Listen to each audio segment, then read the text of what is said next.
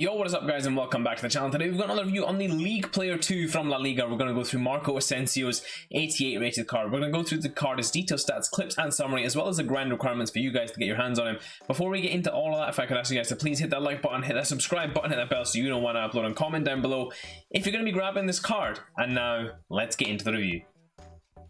So guys, this is the team that I used Marco Asensio and played him in that left mid spot and in the cam spot in a 4-2-3-1. And overall, my first impressions of this card, guys, I really love this card, especially for a free card. And compared to some of the other cards that have been released during the year, this card is a phenomenal card. Really great at everything. And now let's just get into it. Marco Asensio, 6 foot tall, high medium work rate, left footed, 4-star skill moves and 4-star weak foot. 4 games played, 4 goals scored and 4 assists. So very well rounded there, guys. Really nice everything actually, guys. There's not one flaw that I would pick out here. His size may lead you to think that he's maybe a bit of a slow player, but actually, guys, he played very well, played very quickly, long stride as well, guys, which really helps. So overall, I was really impressed with how this card did. If we just get into the chemistry style, guys, I put the engine on him just to give him that little bit extra in terms of agility and pace, which I do think is required, even though I did just say he wasn't that clunky. You do need to help him out if you do want him to be smooth. And then I also wanted to help his passing out a little bit too, which brings me into the attribute details, guys. The key pros of this card, the ball control and the dribbling are both phenomenal, guys, and that allows you to move really well with this guy and move very easily as well. His shot power and long shots are great as well. And then across the board, guys, actually, if you just look at the card technically, he's very good. So he's very good at passing, he's got decent pace, he's got decent shooting. His finishing's a little bit low, but it's okay. You can still use it, and his dribbling's pretty good as well. It does need some help there as well. Overall, guys, I would say that the cons of this card, his pace is obviously going to be one, but if you're playing on the left mid slot, I think you need to adjust it. If you're going to play him in the cam spot, I don't think it's as important. So that's something to bear in mind. His reactions could be a little higher, his agility and balance could be a little higher, and his passing could be a little higher, guys. But overall, guys, what you're looking at there is dark green stats, which are all very good, and ways in which you can improve them. And overall, I think this card has a very well-rounded skill set, and I can't really complain too much about any of it. In terms of the player traits, though, that's where I can complain. He's only got the long shot taker. I wish we had the playmaker or the flair trait for Marco Asensio, but otherwise, can't complain too much. And now that we've covered that, let's get into what the grind requirements are for you guys to get your hands on it. So guys, getting into some of Marco Asensio's requirements, and they're pretty standard, of course, compared to the other league player requirements, so we're just going to quickly run through them. Win 15 matches using only La Liga players in the starting 11 in the managerial masterpiece, score 30 goals using La Liga players, assist 20 goals using La Liga players, score 4 outside of the box goals, and score a finesse goal in 6 separate matches. And overall, guys, as per usual, I think all of these are fairly easy. The long shots one may be a bit annoying, but if you can get someone on loan like a Messi and use him outside the box, you will get the long shot goals off the finesse shots especially as well. So that's a tip for you guys there if you find it difficult with long shots. And the others are all fairly easy, guys. The only one that will be a bit of a drag is the 15 matches. People don't seem to be playing the 1 goal rule anymore, so it is going to be a bit of a struggle to try and get this card done quickly. However, I do think the grind is worth it. And now that we've covered that, let's get into some of the clips that I got with him. So guys, getting into some of Marco Asensio's clips, and what you guys are going to see is his ability to play off that left wing, create opportunities and chances, and put them away as well for me. Now guys, this card was really good to me, and I underestimated how good it would be because it is just a league player, it is just a free player. But guys, he was really good, and the first thing we'll just get into is his dribbling. Now, you guys have seen already, his dribbling's pretty good. He's quite big, guys, so what that does immediately mean is that he's got a longer stride, which is nice to have on a winger because you're able to move a little faster and further with this card if he has the good level of pace that you need him to be able to have. The other thing that's great about having such a big player and longer stride is that his dribbling feels a lot more comfortable or direct, especially with how he's able to move, which I really liked having as well. You having a bigger winger always does, or usually does, gives you an advantage against most fullbacks unless you're coming up against a Kleiber or Tavernier.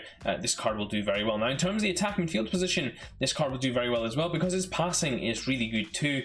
I did feel like he was a really competent, capable passer, and that just made things easy for me, guys, just in terms of what I was able to do with him and how I was able to do it as well. Over and over again, I could playmate really easily with this card as well. The little 1-2s, you're seeing that in a lot of the clips as well. His ability just to play those 1-2s, get the ball back, create an opportunity off it or something like that, and it was really easy to play with this card, guys, and that's what I really enjoyed the most about it, was that for a free card it's played really well, and although I'm taking some stupid shots from stupid angles, I can't put that on the card. He was very good in all aspects that I tried him out in.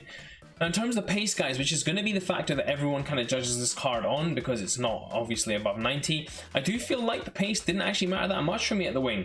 I did boost it, of course, with an engine, so maybe that's why it didn't matter as much.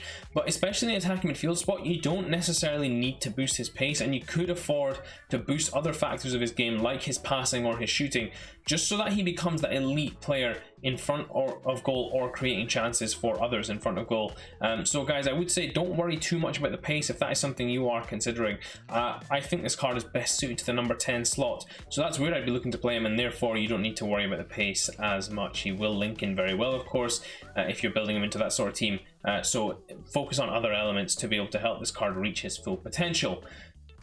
The final thing I want to talk about, guys, and it's just more of just a general point on this card, is that he played really smoothly, guys. He played really well for me, and I thoroughly enjoyed, again, using this card, finishing with this card, playing with this card. His shooting was good, his passing was good, his dribbling's good, his pace is okay, and his physicality is good as well, guys. And what that means is that you just have a very well-rounded winger if you want that, or an attacking midfielder if you want him to play there. In this final clip, guys, you'll see the pass he makes there, the run he makes there as well, and then the finish here, lovely chip over the keeper.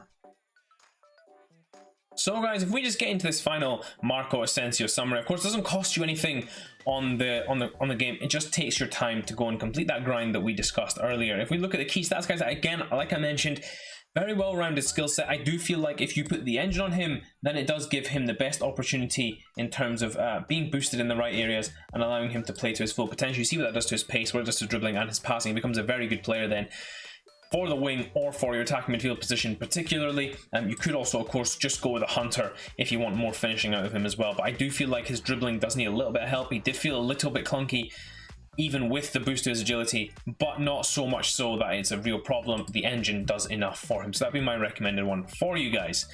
In terms of the similar players, guys, actually I feel like he plays like a taller Cam. Carrasco's a little more pacey than he is, of course. I think Asensio, a very technical player, very capable in that out wide spot. Maybe a similar sort of mold to someone like a Thomas Lemar, where he is able to play out on the wing, but is actually a number 10, or Robert Perez as well. That kind of player. We're more technical out on the wing, not necessarily an out-and-out winger like someone, say, like John Barnes or Raheem Sterling. So more of a mold of a creative player. Maybe someone like, again, that Marco Reus, of course, not to the same level, but a very good level nonetheless.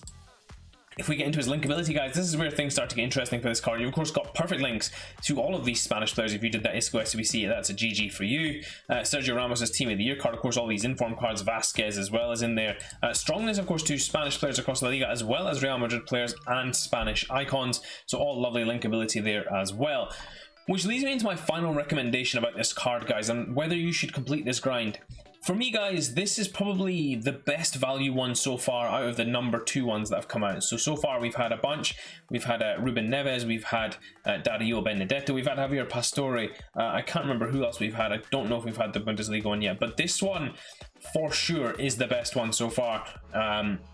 He is worth completing, guys, actually, I would say, and he's capable of actually starting in squads as well, guys. I do genuinely believe that, even though he is, of course, on that left wing spot where so many good players are now, like your Neymars, like your El Shaarawy's and things like that.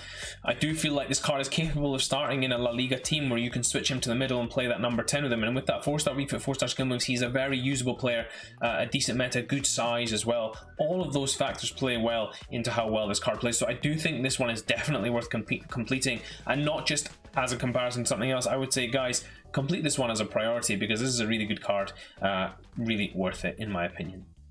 Hope you guys did enjoy this review. If you did, please do smash that like button, and until next time, I will see you all in a bit.